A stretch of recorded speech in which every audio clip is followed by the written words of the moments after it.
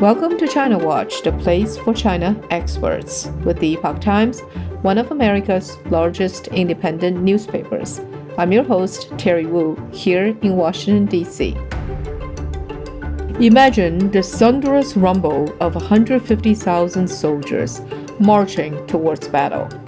What forces, other than things like superior numbers, superior tactics, superior terrain, and so on, could stop such a force?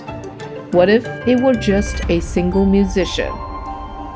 That idea is from a famous legend during the period of the Three Kingdoms around 200 AD.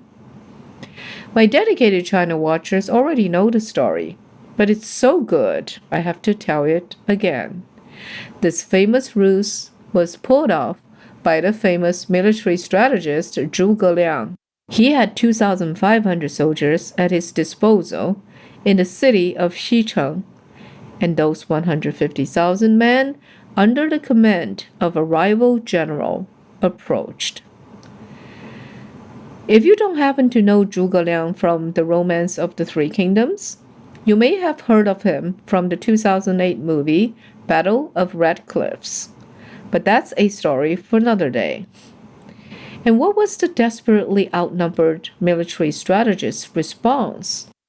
Zhuge opened the city gate, went up to the top of the watchtower, burned incense, and played his stringed instrument, the zither. He also ordered a few soldiers to dress like civilians and calmly sweep the streets near the gate. The rival general couldn't figure out what's going on.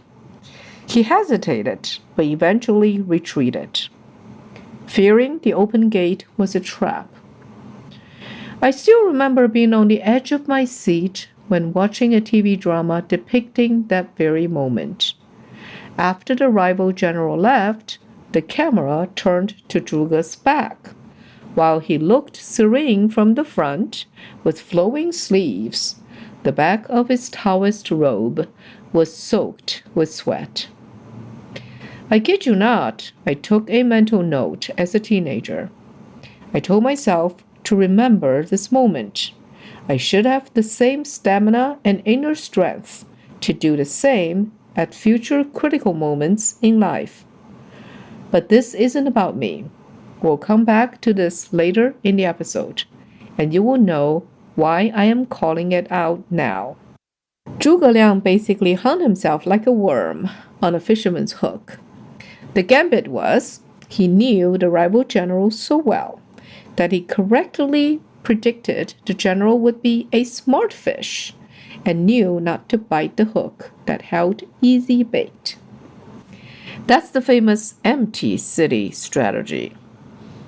It's not in the art of war, but it's in a collection that's a close second in terms of masterpiece status, 36 stratagems. The author is unknown, but something like the 36 stratagems was mentioned as early as 500 AD. So, on to today's story, the Taiwan Strait. How is this related at all to the Taiwan Strait? Terry, that's just water. You can't build a city on water.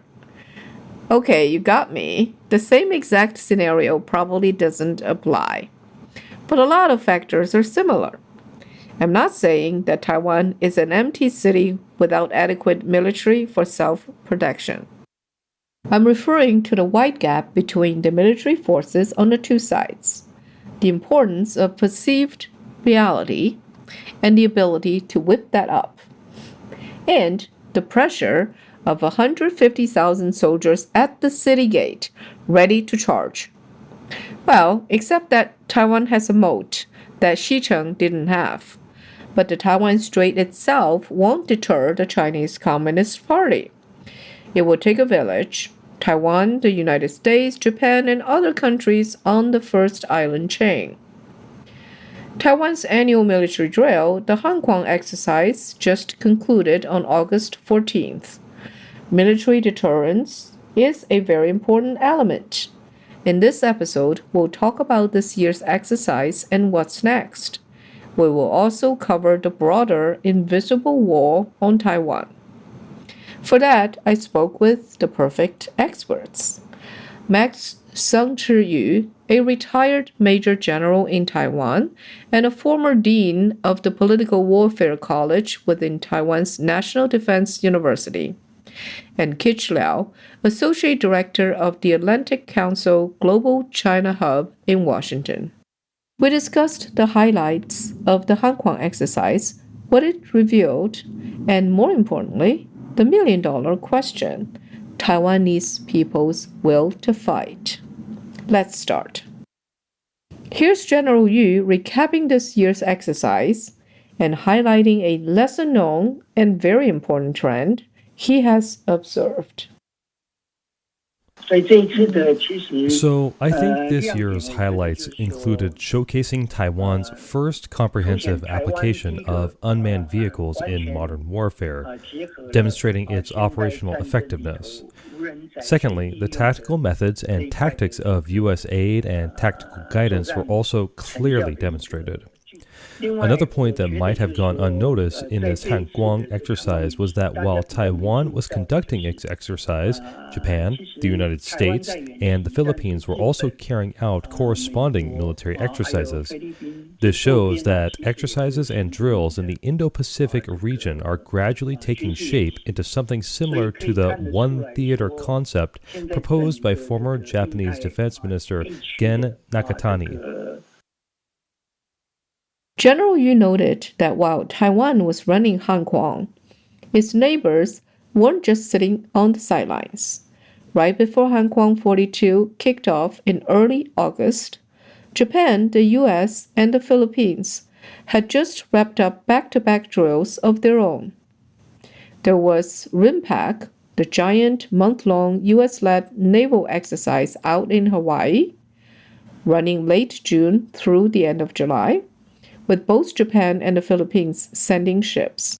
And then, even more pointedly, just 2 weeks before Hankwang started, those same three countries, Japan, the Philippines, and the US, ran a smaller trilateral drill right in the Philippines waters, practicing things like anti-submarine warfare and just generally making sure their navies can actually work together. So you've basically got this rolling wave of drills. Hawaii, then the Philippines, then Taiwan, all stacked up in the same 6-week window. That's exactly the kind of thing General Yu was pointing to when he brought up this idea from former Japanese Defense Minister Gen Nakatani, that the whole Indo-Pacific is basically becoming one giant connected battle space, or one theater, instead of a bunch of separate regional drills that don't talk to each other. Nakatani proposed the one theater concept to U.S. Defense Secretary Pete Hegseth at their March 30th, 2025 meeting in Tokyo, according to reports that trace back to Japan's Asahi Shimbun. The concept links the East China Sea, South China Sea, Korean Peninsula, and surrounding areas as a single integrated theater of operations for wartime, rather than the historically compartmentalized regional defense zones.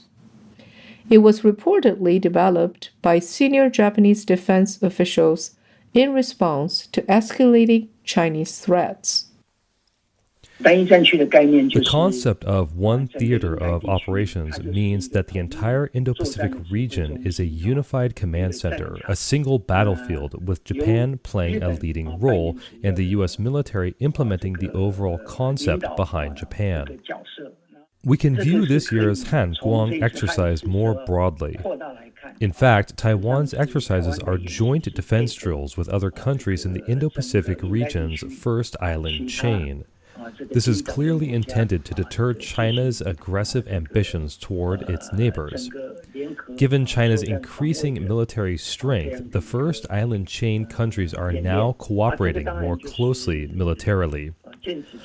Besides the formal military exercises, during this time, we saw footage released by AIT, American Institute in Taiwan, or the de facto U.S. Embassy, showing U.S. Coast Guard frigates and Taiwanese Coast Guard vessels jointly patrolling and operating in the waters southeast of Taiwan.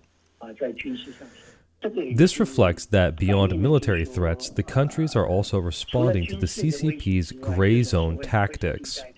The so-called Sea Python operation, a move to compress Taiwan's maritime space, has prompted joint actions between Japan, the US, and the Philippines. This countermeasure of joint patrols against China's gray zone maritime operations is taking shape within the first island chain.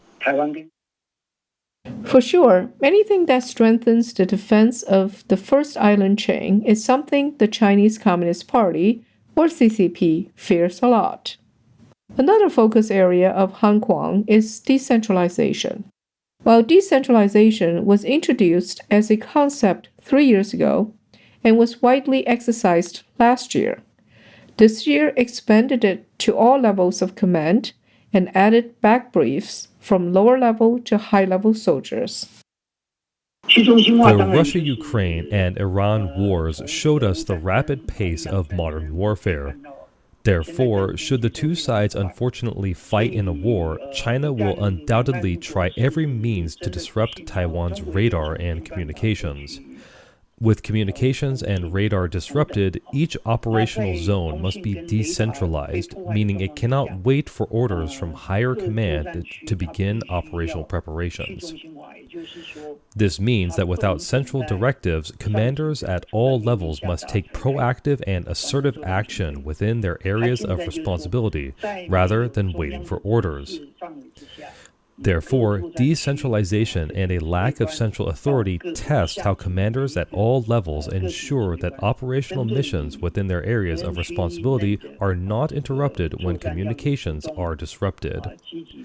This was a key focus at the tactical level this time. I asked Kich Lau at the Atlantic Council how much of a cultural shock it is for soldiers growing up in a Confucian-style, hierarchical society to deal with that level of autonomy. That's next. You're listening to China Watch, where you get, as one listener put it, in-depth, factual truth. Here's an email excerpt from another listener, Sandy. Dear Ms. Wu, your podcast China Watch is the best. I appreciate your insights on the many topics that you cover. You and your team are a trusted source of factual news on China and the political landscape. There are very few trusted sources for news available to the public, and yours is at the top of my podcast list.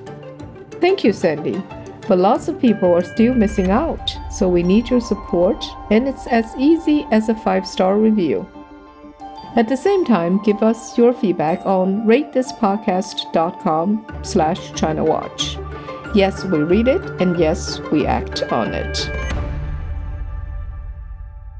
Back to the cultural shock of decentralization. Here's Kich Lau.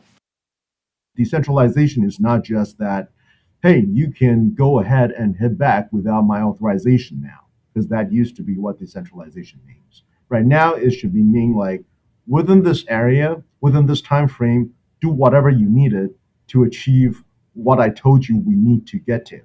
And, if you know more, if you know what the big picture is, you can then go do more, right? Like, interpret and do more to help with the major objective without interfering with everybody else. That's what decentralized command means. And that's, what they need to get to. They need to be comfortable about getting information to lower echelons. Taiwanese lower level officers are not allowed to make a lot of decisions. They need to. They need to get comfortable in a situation where they are forced to make a decision without upper level guidance, and they need to be comfortable with that. And if they make a mistake, move on. That's what decentralized command actually means. They need that confidence. This is as much as cultural change, as much as, letting them build that confidence, giving them enough education so they know how to make decisions. What are Taiwanese youth famous for? They're famous for self-organization. They're famous for getting things done without higher echelon needing to tell them what to do. As long as they're empowered, as long as there's clear direction on what needs to be done, right? Use that. According to Kitch, decentralization goes hand in hand with another very important factor, transparency. And that came up in our discussion about the million-dollar question. How much are Taiwanese people willing to fight if the CCP invades the island? I asked him, how do we reconcile the different survey results? One said 70% of Taiwanese people are willing to fight against the Chinese regime. Another says half of the people doubt Taiwan's military capability. First of all, we have to caveat this. This, in terms of academic, how rigorous we are for a will to fight, that doesn't exist. Nobody knows. Like Ukraine's projection is they ain't gonna fight, and projection even for Britain before the Battle of Britain was that British youth are not going to fight. We have a long history of projecting countries going to surrender and get surprised right after. So people have to know that. People have to understand that all these projections doesn't matter how long it has been. Maybe last 10 years, people still think this way. Doesn't hold. All that holds is what happens right after the war. Now, let's get the caveat out of the way. We can talk about what that means, right? 70% of the people says they're willing to fight, but they doubt military's capability. That gets to the central core of my question and my appeal. More to the point, right? It's about transparency. I often joke to people that like as of right now, we can cite more open source, completely open source information on how the PLA fights, down to the platoon level, right? Down to the individual soldier, from open sources than what we can do with Taiwan. People really don't know that much about the details of how Taiwan is going to fight. Now, there's operational security reasons for that, right? You don't really want everybody to know your defense plan, but they have to know enough to know that okay, this is good. Like at different levels, right? You can't just tell people this is roughly how we're going to fight. We're going to win. Trust me, and I'm not going to tell you anymore. There's levels to that, right? Filters through, right? You have think tank experts, you have civilian experts, you have military commentators.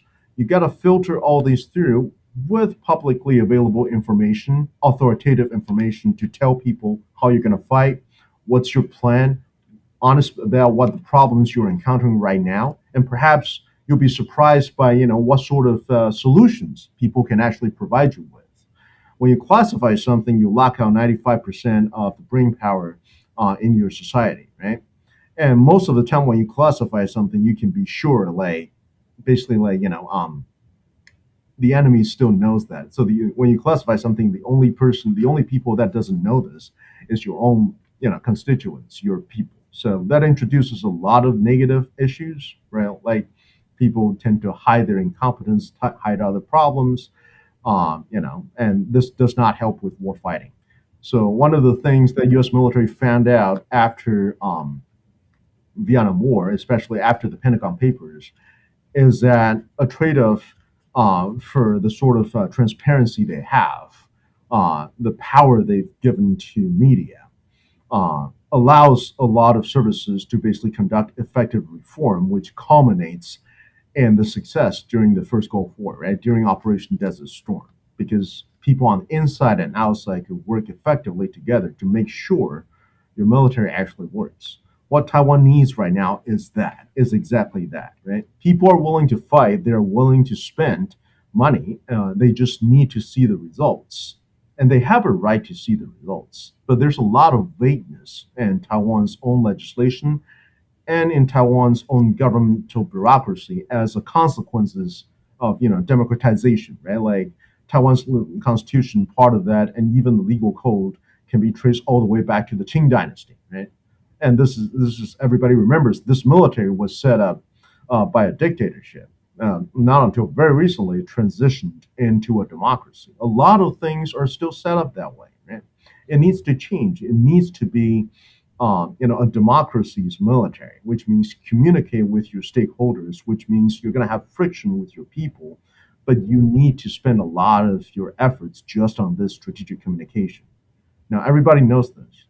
DOW, DOD, US, Taiwan knows the center of gravity for Taiwan's fight almost entirely falls on the people's will to fight.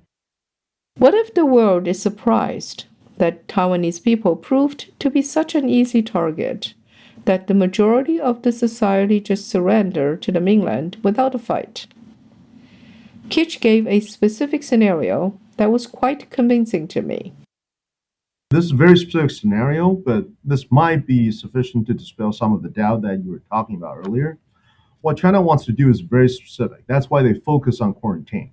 They don't want any people dying because, people being dead creates strong emotions, generally negative ones.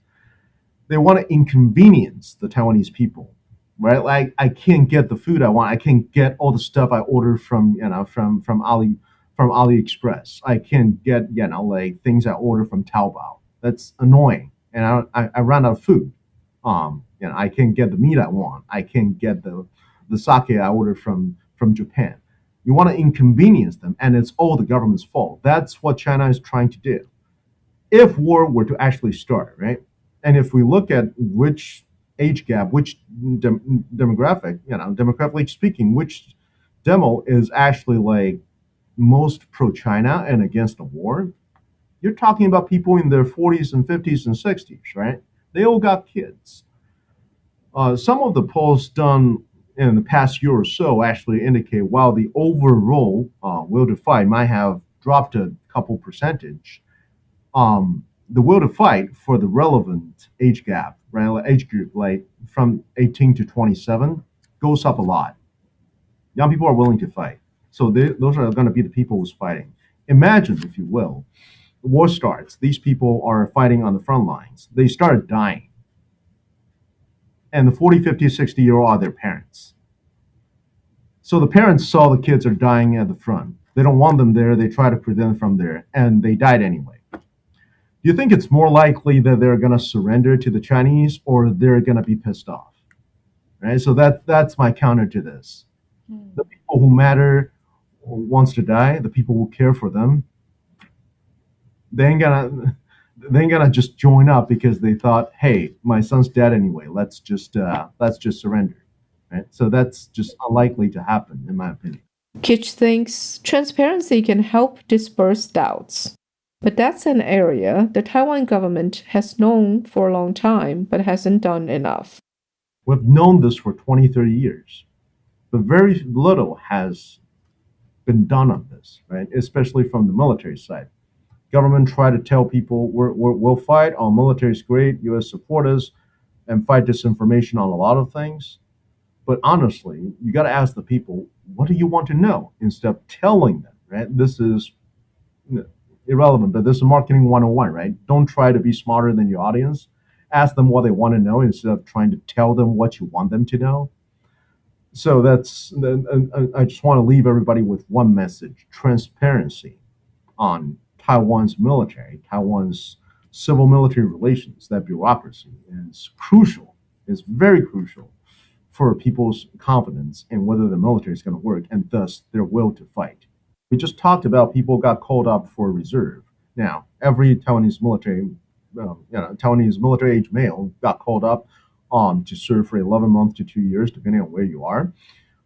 They have a taste of what the military is like, and so they know some of the problems. So when they got out, and you're trying to tell them everything's great, it naturally introduces doubt, right? Like you're trying to say something that they know in their heart not to be true. That's never going to work. You need to tell them in details. You need to be honest, right? And that's the thing. If the people know, like they might be able to help you with your problems, and if this problem is socialized enough, right? Like they got used to the problem, and it's no longer a problem. It's not a problem that's going to impinge on people's confidence. The critical part of that is how do you conduct this transparency? If you let everything out at once, there's going to be a big impact. If you gradually let this out, socialize people, like let them know a little bit more. Every year you tell them a little bit more, and eventually you allow them to see your doctrine, allow them to see how you fight. Frankly, most of this are available on the U.S. side anyways. What Taiwan does is you translate basically like U.S. doctrine, and then you classify that, right? So a lot of that is already out there. A lot of experts, a lot of people in between knows, but because of this, like lack of transparency, lack of clear rules on what can and cannot be said, it has a chilling effect. And that's not a good thing because the people who already know doesn't need convincing. It's the people who's in doubt that needs convincing. And you can't bring them in without a clear rule on what you can and cannot say and how much is sufficient to actually convince these people. Increasing transparency is a good idea. But if the military bureaucracy has stayed roughly the same since the 1930s, as Kitch pointed out, how much time does Taiwan still have?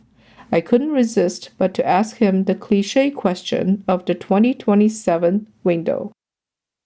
So the good thing about 2027 is that it's always sort of an accident. The sort of like the artificial horizon for 2027. My understanding is that Emerald Davison never actually said 2027. In the actual testimony, he talked about 2030s, and it was a gotcha moment that the one of the questions after the testimony, he says 6 years, and then it got translated into 2027. And the funny part is, afterwards, China actually got anchored on that number, and they start talking about 2027, right? But the good news is 2027 is really not an invasion timeline. It's what the PLA think they might be able to conduct an invasion if they were ordered to without embarrassing themselves too much. That's essentially what that means. Most analysts these days, including US IC communities, basically thinks like the maximum window of danger will be somewhere in the 2030s. Because the US is going through their own transformation right now. They're trying to figure out what the offset is, what each service's way of fighting is. And then Taiwan is gradually building up its forces and getting ready. So 2030s is going to be very crucial. And so Taiwan has some time, right? From 2027 to, let's say, 2032, 2035, you've got some time. But you have to start doing this, right? It doesn't mean like, you can push this to next year. You have to remember, like, Taiwan knows its problems. The bureaucracy knows its problems since the 90s, since the early 2000s. One of the crazy thing that a lot of researchers I talk to is that has some exposure to ROC military is if you look at some of the critiques against the ROC military bureaucracy, civil military relations, that the German advisors written down and presented, translated for Chiang Kai-shek in 1937. A lot of those still applies today. So really, it's a matter of whether you start to change or not. It's not a matter of how much time you got. Every time we sit down and look at history, it was like, there's plenty of time to change. It's just a matter of whether you need that momentum to start. And now is as good time as any, I would argue. General Yu thinks the immediate danger window is in November 2026. He will explain that next.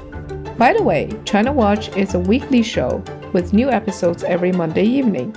Support independent journalism by subscribing to the Epoch Times. Drop us a quick 5-star review now on your podcast app or visit ratethispodcast.com/ChinaWatch. Enjoy our music while you do that. Thank you. Welcome back. Here's General Yu on what could trigger that window. Of course, during election time, the most vulnerable time for a democratic country is during a major election, hence Taiwan's midterm elections in November.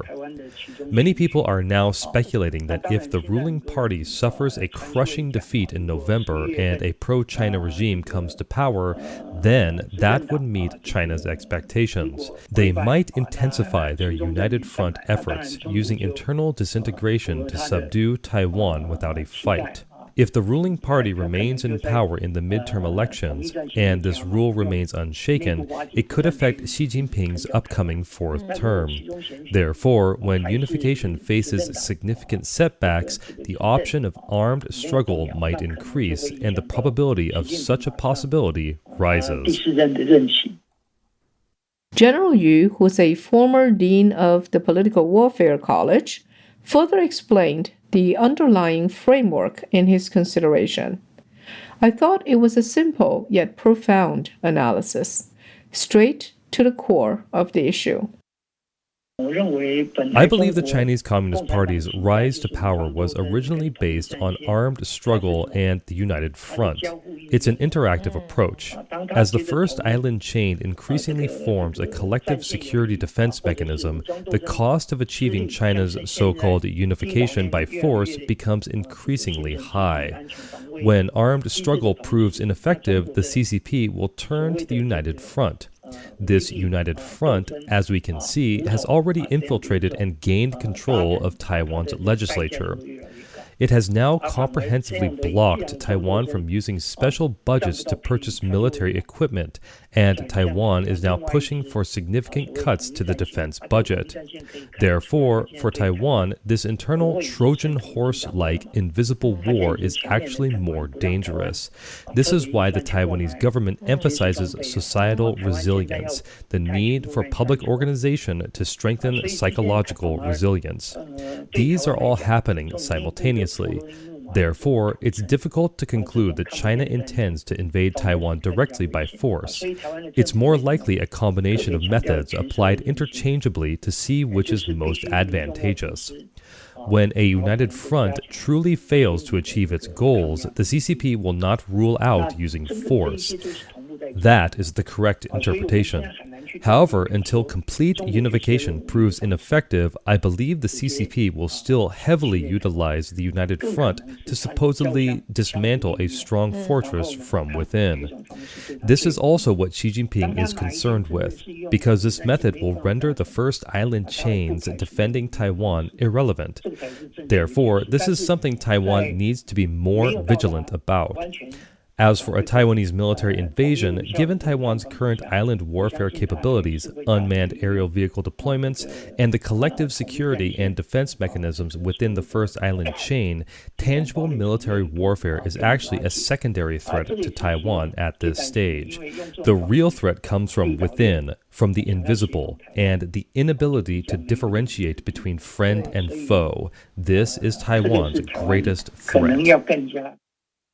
Let's come back to the empty city stratagem I mentioned at the beginning of the episode. It's kind of the reverse in Taiwan. In the legend, the rival general believed Xicheng was heavily protected, which couldn't be further from the truth. But in Taiwan's case, no matter how robust its defense is, if people don't believe in it, the defense is effectively zero. The CCP is good at whipping up mirages that feel like reality. Kitch said that beyond fighting disinformation, the Taiwan government should inform its people what the CCP is like and what it's like living under the CCP's rule. It's very important, and I don't think the government's been doing it enough, especially to make people understand what living under a Chinese society means. It's hard. It's hard job. It's hard work, right? Because you can't fight the sort of media coverage that China has. I'm not even talking about state media. I'm talking about every YouTube channel that's talking about all the food across the entire country and all the tourism and everywhere, including Xinjiang. If you go to the Xinjiang website, it looks beautiful. It's fantastic. Why would you not want to go to Xinjiang, right? But that's the thing. You gotta make people understand. Every time you gotta tell them what promises the Chinese government broke, on the ground. Like what happened to individual people, individual cases, and you have to make them understand it's not just for people with a reason. That's the thing. Because people always think oh, they have a special reason for that. They didn't go after them randomly. You just pissed off the government. Why can't we just let China rule Taiwan reasonably? And that's the thing. Most Taiwanese think they know China, they know how the Chinese government works. They really don't. And this includes people within the Taiwanese government. That education needs to be there. People need a granular understanding of CCP's philosophy, how they became the party they are, how they self-correct so that the party can compete within its own, while holding on to the party's goal, right? The way they rule, the way they hold on to power, and their internal logic. It's very alien to the Taiwanese population. Unfortunately, that's something they don't advertise, right? They don't advertise. People don't really understand how that works. That needs to be more out there. That needs to be explicit. It's not just about fighting disinformation. Kitch told me something that was mind opening. After hearing him, I realized I treated Taiwan as a geopolitical issue, but I neglected the people, who they are like, and what their experience will be. People really don't know Taiwanese characteristics that well, like as a people. I would say, like, Taiwanese people love to watch talk shows, they love to criticize, they're very cynical. They can find every problem under the sun, but they're very good at fixing those as well once they put their minds to it. And so I would argue it's our job to put their minds to it. Let them know, like, yeah, there's something you can do, if you get tired of criticizing and just complaining. Remember the mental note that I mentioned at the beginning of the episode? Well, in my mind, Chinese people as a whole have that same spirit of zhuge, to batten down the hatches while the storm rages around us. We have it as strongly as, oh, say, our intense avoidance of ever defying someone in a leadership position. Haha, I think Kitch is right that Taiwan still has a long way to go to improve its technical and tactical defense capabilities, but the spirit may already be there. That's it for today. Thanks for listening to China Watch. If you'd like to share your thoughts with me directly, please email me at terry.wu@epochtimes.com. You've listened all the way to the end, so I know you love the show. Now show me that love by leaving a 5-star review or visit ratethispodcast.com/ChinaWatch. See you next time.